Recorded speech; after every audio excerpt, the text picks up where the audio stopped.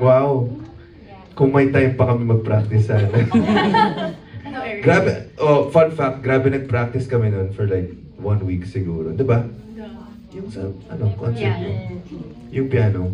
Tapos nanginginig ako kasi alam ko na kung nagkaroon ako ng mistake dun sa concert na yun, mawawala kami.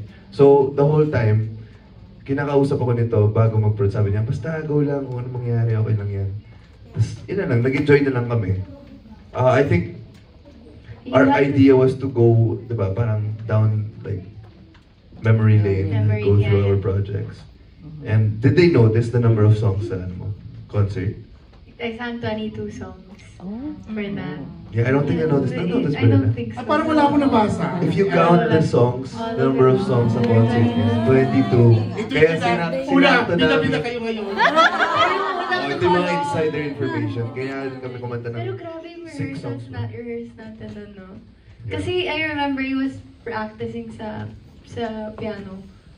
As in, sinusulat niya talaga per key. Na okay, mali ito, ganyan. And I really can feel na you were, but you did well. You did great there. Perfect. Yeah. Perfect.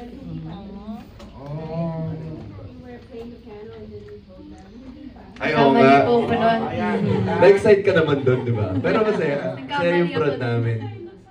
Yeah, we forgot nga minsan na may taong nanonood kasi parang nandun lang kami sa moment na yun. Pag nag-usap nga kayo, may mga moments na parang wala kami. Darl, hindi ka pa pala, Darl. Nakaka-OP. Pero, kailan ba kasi, kailan yung hindi ka guest doon? Ha? Kailan yung